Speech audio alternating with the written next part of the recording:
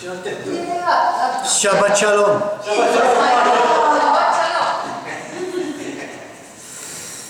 That means it's another Shabbat. Hallelujah. Amen. We are living, in fact, in a busy world, a very, very, very busy world. And I don't know about you, but it seems like we need to be fast to keep in touch with everything that is going around in the world at the moment. So many things happening, like we have to keep up with technology. Technology every day, something new comes in technology. We have to keep up with technology. News. If you're following the news, what's happening in Britain and with Russia, the threat of Russia to the rest of the West and things like that. Obviously, housework keeps us occupied for those who work from home. And we need to think about how to manage our finances, especially in these days, taking care of kids, countless other domestic tasks, which we sort of seems to race against to complete. But then comes Shabbat, and we can finally at least physically rest. But then again, Shabbat was not only created for us to rest only physically. That's not the reason, that's not the only reason for Shabbat. There is more than that to keep it holy. The fact that we can come here and meet together is a Shabbat blessing. And I can see that especially before the service and also fellowshipping after the service. We have so many things to say to each other. You know why? Because last time we saw each other was when? Last Shabbat. That means that Shabbat comes for us to come together. But let's not forget, it is also a commandment. What we are doing here today is a commandment. In fact, it is written in the book of Leviticus chapter 23, verse 3, where it says, work is to be done on 6 days, but the 7th day is a Shabbat of complete rest, a holy convocation. You are not to do any kind of work. It is Shabbat for Adonai, even in your homes. So what the word here, what God is saying through Leviticus is that on Shabbat we need to come here, meet together to worship the Lord. But even if you cannot be with us, for those who are on Zoom because they couldn't be with us today, God is saying even in your homes you need to keep Shabbat holy. Just because you are at home doesn't mean that you can watch any movie that you want today on Shabbat. It doesn't mean that you can do any work that you want to do at home today on your Shabbat. Just because you're on Shabbat, at home on Shabbat, doesn't mean now you can start decorating and painting and plastering and washing here and cleaning there and taking care of this and of that. God is saying, even in your homes, it is a Shabbat.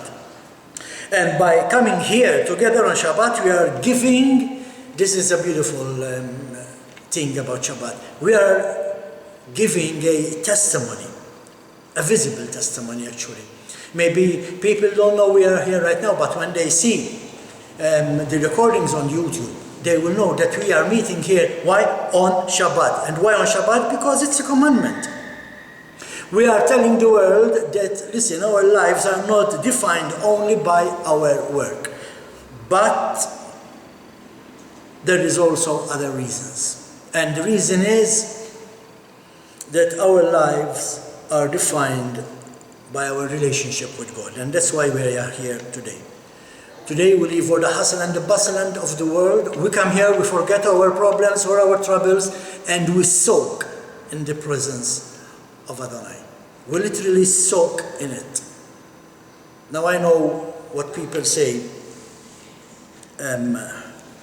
when you talk about them, about Shabbat. They say, but we can soak in the presence of the Lord every day.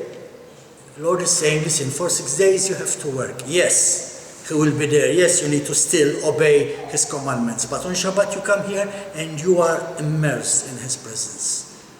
And that's why He gave us the commandment which reads, remember the day Shabbat to set it apart for God. You have 6 days to labor and do all your work, but the 7th day is a Shabbat for Adonai your God. On it, you are not to do any kind of work, not you, your son or your daughter, not your male or female slave, not your livestock, and not the foreigner staying with you inside the gates of your property. For in 6 days Adonai made heaven and earth, the sea, and everything in them, but on the 7th day he rested. This is why Adonai blessed the day Shabbat and separated it for himself. He separated the day for himself for us to worship him, and that's what we are going to do now. Let's all stand up to worship.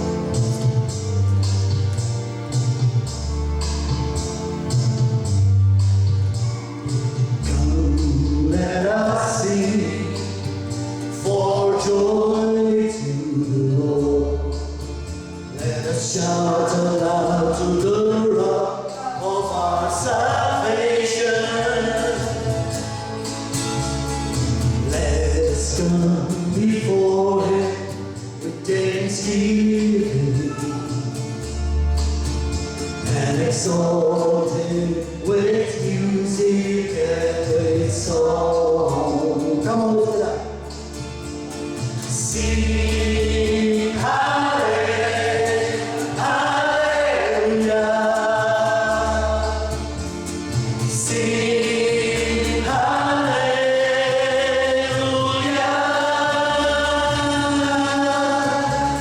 Sing hallelujah.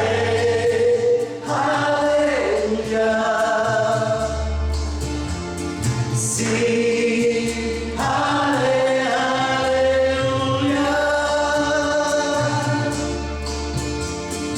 Come and let us bow down in worship.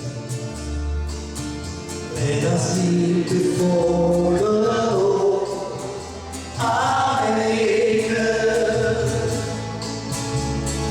For He is our God, and we belong to Him. We are His people, the flock under His care. Sing hallelujah.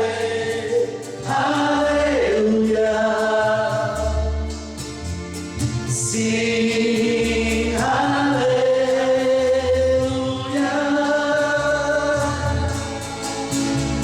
Sing hallelujah.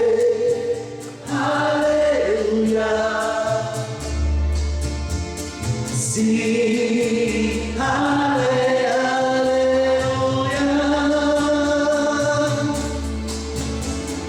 Sing hallelujah. Sing hallelujah.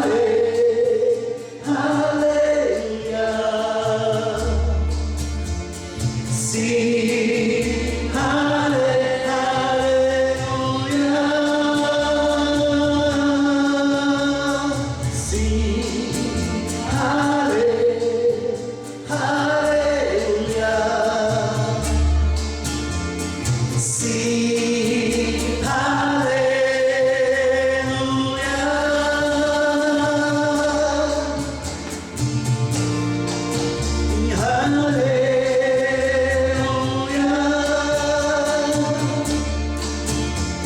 Sing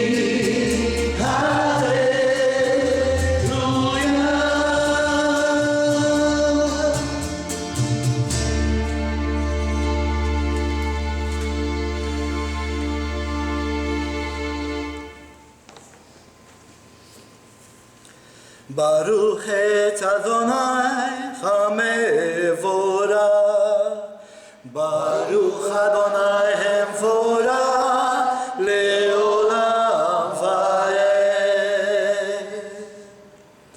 Blessed are you, Lord our God, King of the universe, who has chosen us from among all the nations and giving us His Torah. Blessed are you, Lord, who gives the Torah. Blessed, praised, glorified, honored, and exalted be the name of the King of Kings, the Holy One. Blessed be He who is the first and the last, and beside Him there is no God. Exalt Him in the heavens. The Lord is His name. Rejoice in His presence. His name is more exalted than all blessings and praise. Blessed be His name, whose glorious kingdom is forever and ever. Let the name of the Lord be blessed forever and ever. Shema Yisrael, Adonai Eloheinu, Adonai Echad. Baruch Shem Kavod Malchuto Leolam Vaed. Hear Israel, Adonai our God, Adonai is one. And you are to love Adonai your God with all your heart, all your being, and all your resources. These words which I am ordering today are to be on your heart. And you are to teach them carefully to your children. You are to talk about them when you sit at home, when you are traveling on the road, when you lie down, and when you get up. Tie them on your hand as a sign. Put them at the front of a headband around your forehead, and write them on the door frames of your house and on your gates. Our Father and our King, we come before you this morning. We thank you, Lord, for another wonderful Shabbat. We thank you for another day of rest, Father. We thank you for your Holy Spirit in this place this morning. Lord, we come before you and we ask for forgiveness, Father. Lord, we come before you and we ask you to forgive whatever we might have said, done, or thought, Lord, that is keeping us from having a healthy relationship with you. Father, we want to be soaked in your presence this morning. So we ask you, Father, to forgive us, and we thank you, Lord. We thank you for your mercy. We thank you for your grace, Lord, and we thank you for your love. Father, we come before you and we are happy on this day of Shabbat, Lord. We literally rejoice, Father. We truly rejoice in a day that you have made, Father. And here we are, Lord, worshiping you with all the other brothers and sisters scattered all over the world, Father, and we ask that our prayers this morning, our worship, our service be lifted up before your throne as the smoke of the sacrifice, Father, and you will be pleased by your children in the name of Messiah, Yeshua.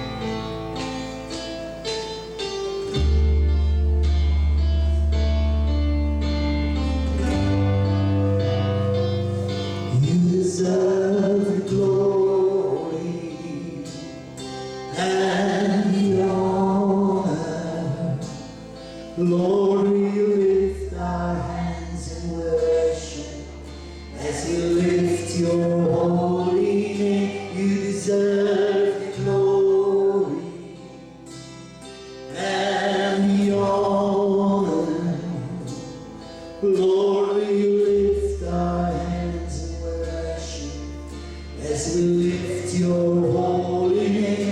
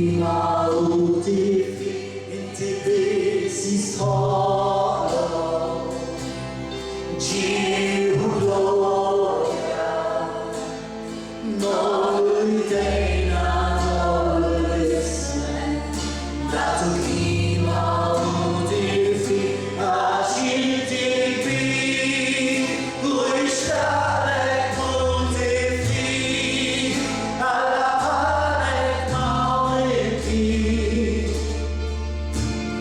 alla pare mauliki, acitipi, lui stare utifi, alla pare mauliki, alla pare mauliki, acitipi, lui stare utifi, alla pare mauliki, alla pare mauliki, acitipi, lui stare utifi, alla pare mauliki, alla pare mauliki.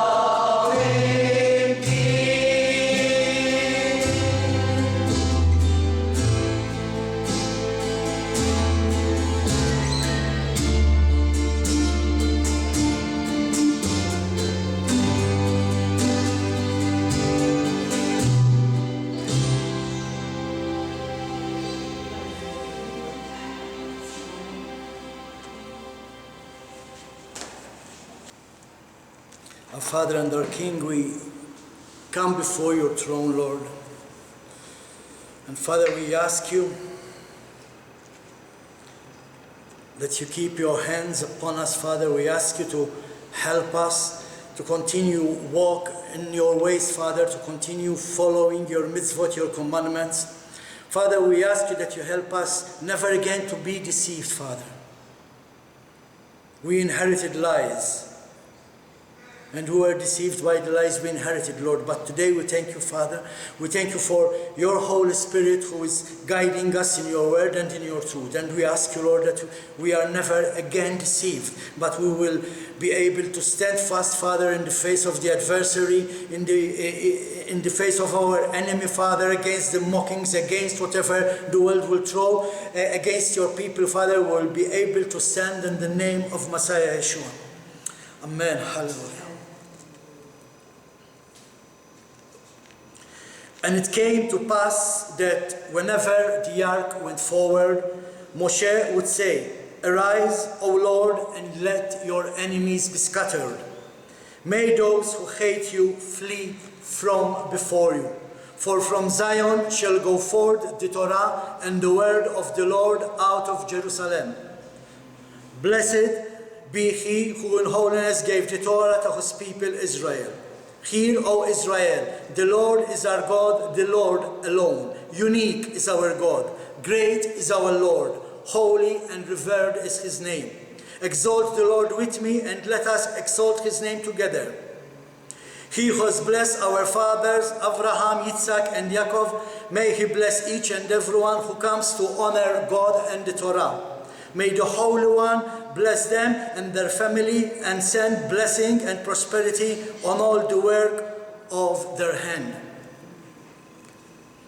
Bless Adonai who is blessed. Blessed is Adonai who is blessed now and forever. Blessed are you, O Lord, our God, King of the universe, who has chosen us from all people and has given us his Torah. Blessed are you, O Lord, giver of the Torah. Amen. Hallelujah. You may be seated.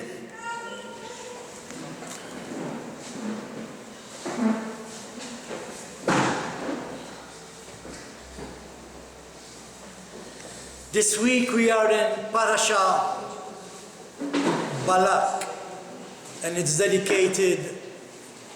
named after King Balak, but actually it is dedicated to the work of Balaam, and we will be talking about this. Our Torah portion this week is from the book of Numbers, chapter 22, verse 2 to chapter 25, verse 9. For those who are also reading the Haftarah is from the book of Micah, chapter 5, verse 6 to chapter 6, verse 8. The Haftarah is very beautiful to read this week. The message in it is very, very important.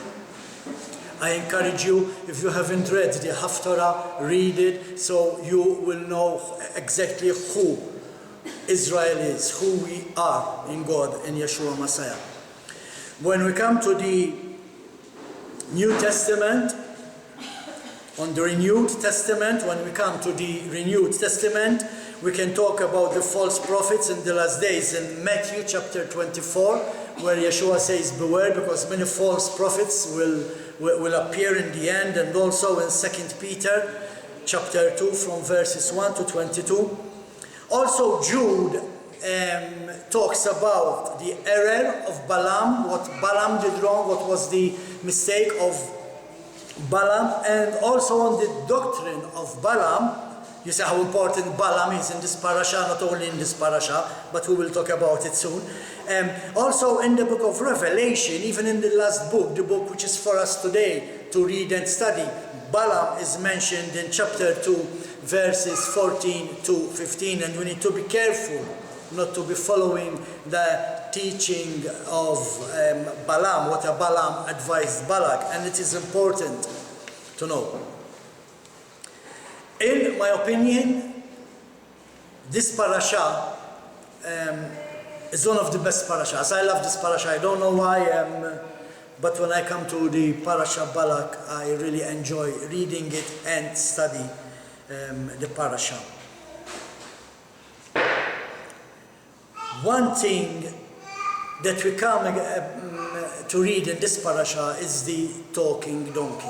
And we will mention the talking donkey, but we will not be talking about the talking donkey. Why? Because the talking donkey is the only message you don't hear in modern day churches when it comes to the teaching of Balaam. When they talk about Balaam, it's always the talking donkey. But that's not the only message. There's more than that in this parasha that we will need to know about. Obviously, they cannot teach about other subjects from this parasha in the modern day churches, because otherwise they have to accept the fact that Torah is still there, Torah is still alive, and we are still to follow Torah. And that's why they teach about the talking donkey and they stop there. But as I said, the rest of the story is also important to this parasha. So let's start with the talking donkey. I try to bring out 3 points from this parasha. The first point, the talking donkey. What it's talking about. Is it really about a talking donkey? Or is it about us? Is the message about the talking donkey about the ability of the donkey to speak, or is there a message for us in it?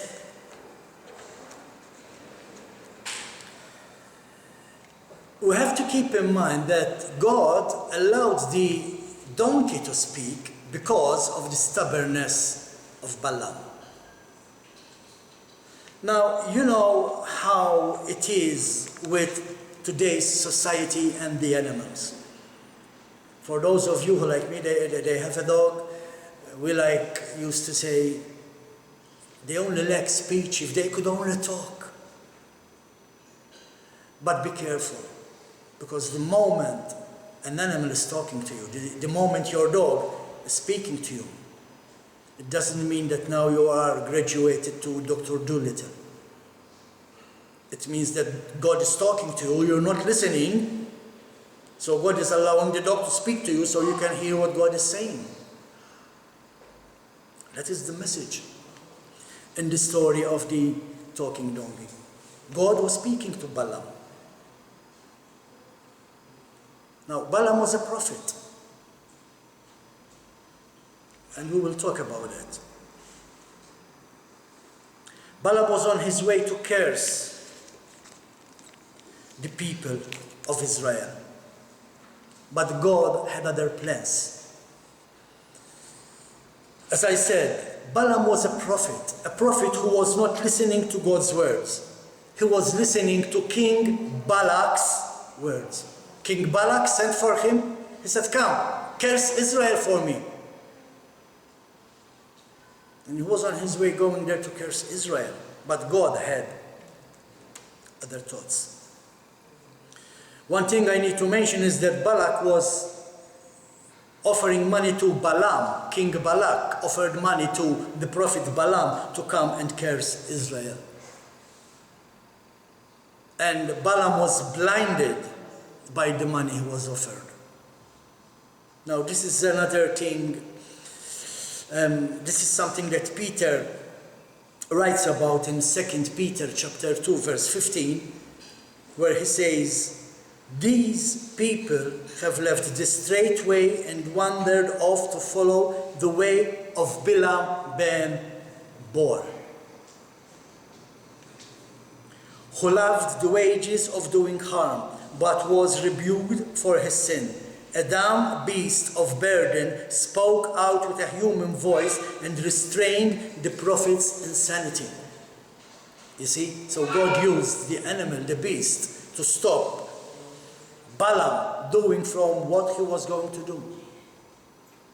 He was good in cursing people. He was good in putting curses on other people. That's why God had to stop him. Also, Paul refers, although he does not mention Balaam, but he refers to the sin of Balaam when he is writing to 1 Timothy chapter 6, verse 10, where he says, for the love of money is a root of all the evils. Because of the craving, some people have wandered away from the faith and pierced themselves to the heart with many pains. And this is what Balaam was doing. For the love of money, because he was offered a lot of money. He was on his way to do the king's orders. For a price, Balaam was coming against God. And this is why God had to use a donkey. And as I said, sometimes we say, if only my pet could talk. It means you are doing something wrong. It means God is trying to correct you. This is how we should understand the story of the talking donkey. What many do not know is that Balaam, in fact, he was a prophet and a magician. It is written in Deuteronomy, when you read the book of Deuteronomy in chapter 34, at the very end of the book of Deuteronomy, chapter 10, it says, never again did there arise in Israel a prophet like Moses, whom the Lord knew face to face. So how come now we have this prophet Balaam? If there was no other prophet like Moses, how come now we have Balaam that God is talking to? But read again the verse in Deuteronomy. Never again did there arise in Israel a prophet like Moses. Balaam was a prophet, but Balaam was a prophet of the nations, from among the Goyim, from among the nations. In fact, God spoke to Balaam and he said, listen, do not go to Balak. But then another group of soldiers came, and then Balaam asked God, should I go? God said, okay, you can go. If you want to go, you can go. But you only speak what I say. Whoa. That's a prophet. That's the work of the prophet. A prophet speaks what God is telling him to say. And this brings us to the second part of the message. The first part was for us. We need to be careful to hear what God is saying and we act upon it and not go the other way around. So God is saying, okay, you can go, but you have to only say what I tell you to say. What was it that Balaam spoke? he was asked by Balak to curse the people of God, to curse Israel. Now I'm going to read a part of this parasha. It is important to hear it. Because here we have a king who is afraid of the people of God, who is afraid of Israel because they are too many, and he is sending for the prophet and he's saying, listen prophet, curse these people. But God said to the prophet, to Balaam, you only say what I have to say. So let's see what God said to Balaam.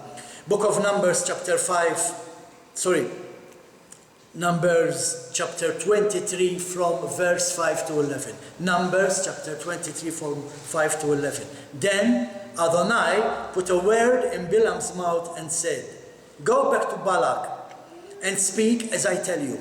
He went back to him, and there standing by his burnt offering, he, with all the princesses of Moab, he made his pronouncement. Balak, the king of Moab, brings me from Aram, from the eastern hills, saying, come, curse Yaakov for me. Come and denounce Israel. How am I to curse those who God has not cursed? This is the answer. How can I curse Israel if God did not curse Israel? How am I to denounce those whom Adonai has not denounced? From the top of the rocks I see them. From the hills I behold them. Yes, a people that will dwell, listen to this, will dwell alone and not think itself of one of the nations. People, we are set apart, being grafted into Israel. We are not part of the nations. Don't see yourself as being part of this world. We are part of the kingdom, living in this world.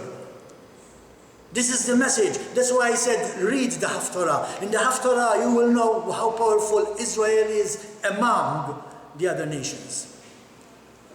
Who has counted the dust of Yaakov or numbered the ashes of Israel?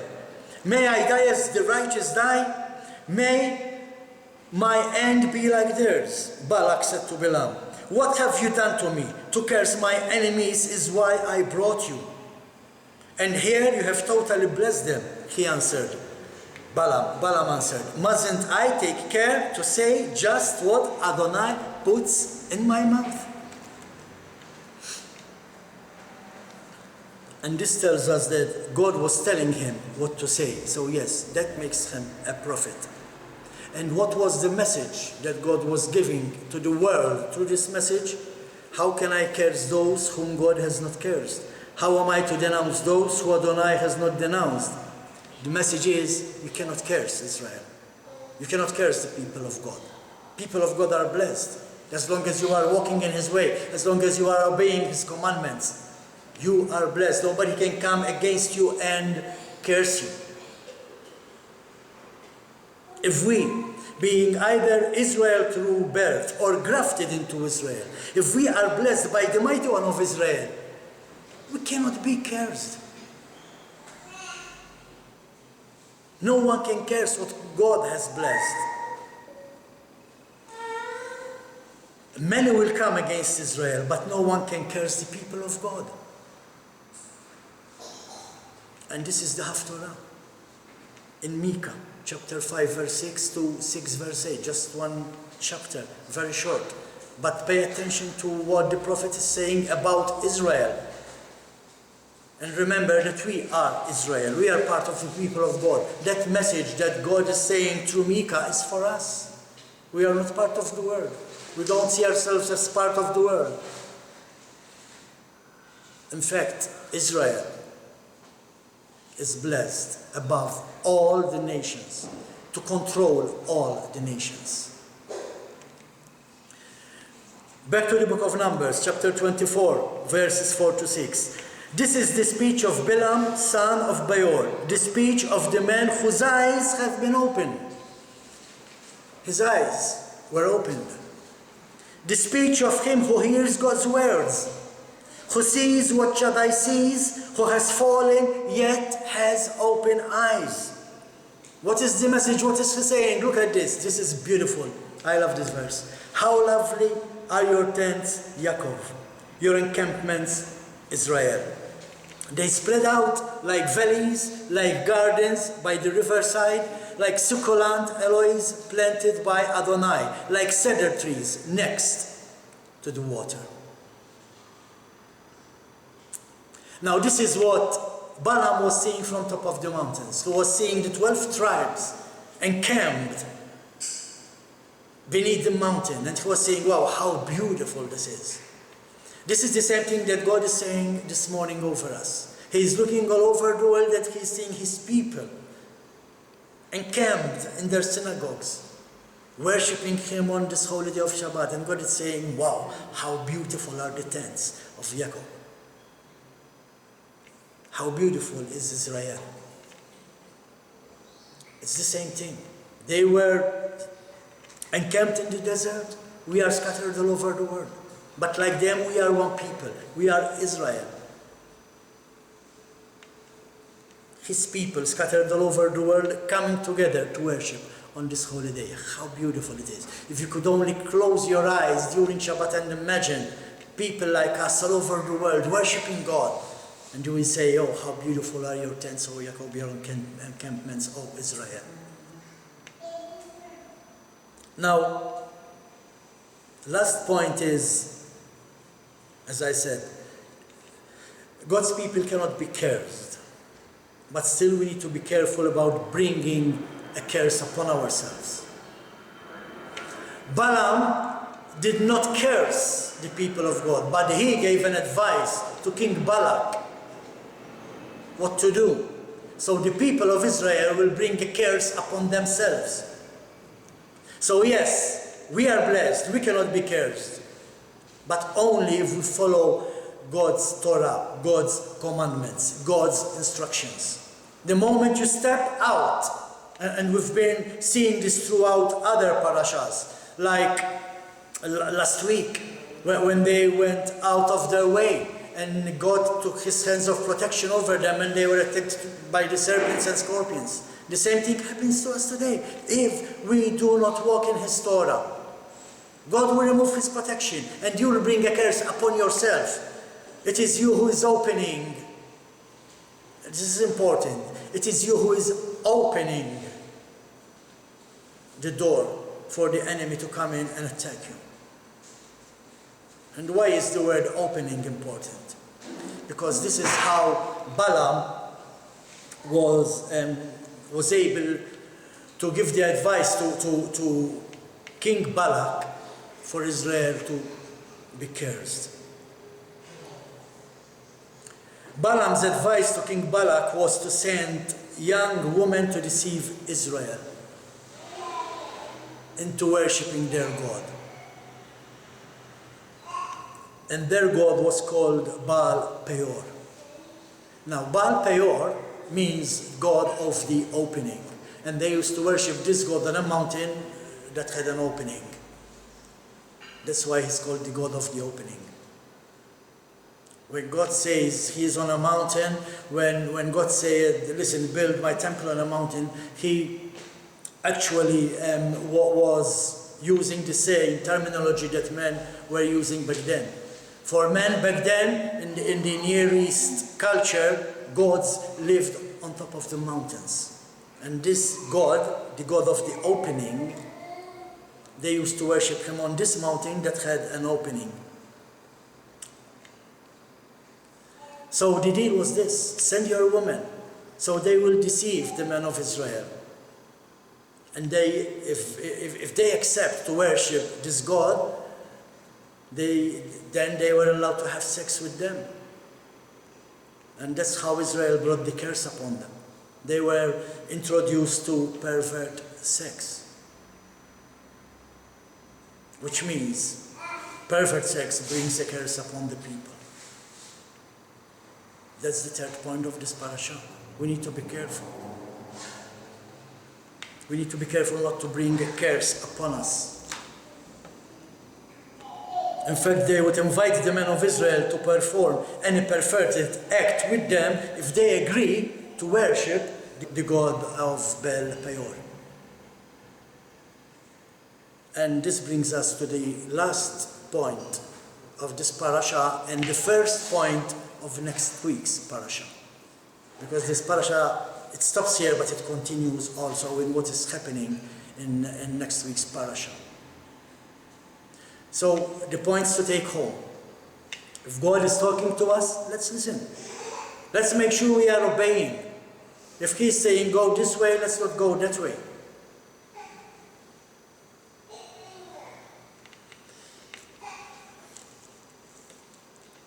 The second point is that if we walk in God's ways, we walk in God's commandments, we are blessed. As His people, as Israel, we are blessed. The third point is, if we step out of the encampment, if we go out of the tents and go our way, then the protection is removed. And we are the ones who will be bringing a curse upon ourselves. Amen? Amen. Hallelujah. Thank you, Lord.